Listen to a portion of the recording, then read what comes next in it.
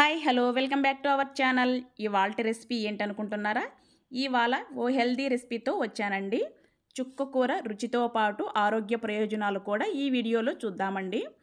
చుక్క కూర టేస్టీగా ఎలా ప్రిపేర్ చేసుకోవాలో చూసే ముందు తప్పకుండా మన ఛానల్ అయితే సబ్స్క్రైబ్ చేసుకోవటాన్ని మర్చిపోకండి ఫ్రెండ్స్.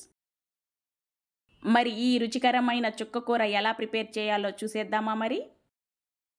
ముందుగా చుక్క కూరని 2 కట్టలు తీసుకోవాలండి. మీడియం సైజులో ఉన్నవి 2 కట్టలు 4 మెంబర్స్కి కరెక్ట్గా సరిపోతుందండి కర్రీ అనేది.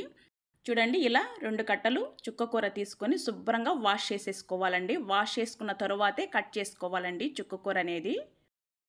అలా వాష్ చేసుకొని కట్ చేసుకొని పక్కన పెట్టేసుకోవాలండి చుక్క కూర. ఇప్పుడు స్టవ్ పైన కడాయి పెట్టుకొని కడాయిలో తగినంత ఆయిల్ యాడ్ చేసుకొని ఒక 1/2 టేబుల్ స్పూన్ ఆవాలు, 1/2 టేబుల్ స్పూన్ జీలకర్ర యాడ్ చేసుకోవాలండి. ఇప్పుడు మనం వేసిన ఆవాలు జీలకర్ర కాస్త చిట్లిన తరువాత 1 ఇంచు అల్లం ముక్క తీసుకుని కాస్త కచ్చాబచ్చా నలకొట్టి యాడ్ చేసుకోవాలండి. అదేవిధంగా ఒక 2-3 ఎండుమిర్చి చీలికలు యాడ్ చేసుకోవాలి. అదేవిధంగా ఓ రెమ్మ కరివేపాకు యాడ్ చేసుకోవాలండి. అల్లం అయితే ఖచ్చితంగా కాస్త కచ్చాబచ్చా నలకొట్టి మాత్రమే యాడ్ చేసుకోండి, పేస్ట్ అయితే యాడ్ చేయకండి. ఇప్పుడు ఒక పెద్ద సైజు ఉల్లిపాయ సన్నగా కట్ చేసుకొని యాడ్ చేసుకోవాలండి. కర్రీ అయితే చాలా సింపుల్గా అయిపోతుందండి. టేస్ట్ అయితే భలేగా ఉంటుందండి.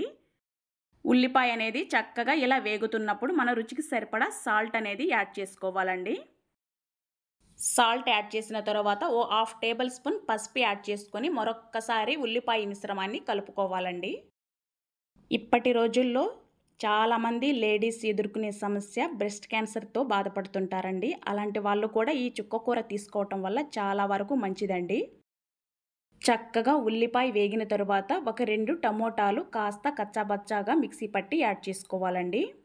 ఇలా కచ్చాబచ్చా మిక్సీ పట్టి యాడ్ చేసుకోవటం వల్ల కర్రీ రుచితో పాటు మనకి తొందరగా టమోటా అనేది మగ్గిపోతుందండి.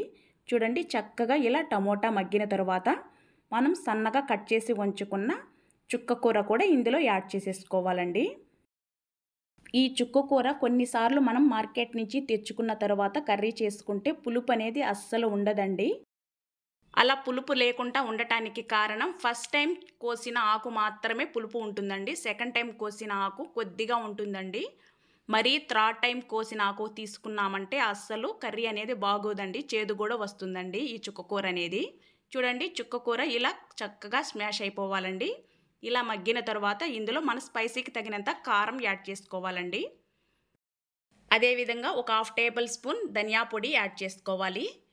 ఒక 1/2 టేబుల్ స్పూన్ మిరియాల పౌడర్ యాడ్ చేసుకొని మొత్తం మిశ్రమాన్ని ఒక్కసారి బాగా కలుపుకోవాలండి.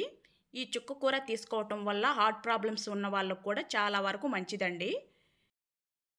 ఈ చుక్క కూర చేసేటప్పుడు వాటర్ అనేది యాడ్ చేయకుండా కర్రీని చేసుకున్నామంటే 2 డేస్ వరకు మనకి నిల్వ ఉంటుందండి. ఫ్రిడ్జ్లో స్టోర్ చేయకుండానే మనం బయట పెట్టుకుంటేనే 2 డేస్ ఖచ్చితంగా నిల్వ ఉంటుందండి. మనం హడావడిలో ఉన్నప్పుడు ఇలా చుక్క కూర ప్రిపేర్ చేసి స్టోర్ చేసుకున్నామంటే 2 డేస్ హ్యాపీగా తినేయొచ్చండి. చూడండి, రుచికరమైన చుక్క కూర రెడీ అయిపోయింది. మరి ఇంకెందుకు ఆలస్యం, ఈ చుక్క కూర టేస్ట్ మీరు కూడా చూడాలి అంటే మరి మీరు కూడా ప్రిపేర్ చేసుకోవాలి కదండి. ఈ చుక్క కూర ప్రాసెస్ కూడా చాలా సింపుల్గా ఉంటుందండి. తక్కువ టైంలో ప్రిపేర్ చేసుకునే కర్రీ అండి. మన ఛానల్ని అయితే తప్పకుండా సబ్స్క్రైబ్ చేసుకోవటం మాత్రం మర్చిపోకండి ఫ్రెండ్స్. అదేవిధంగా రెసిపీకి ఓ లైక్ చేయండి, షేర్ చేయండి. Thank you for watching friends.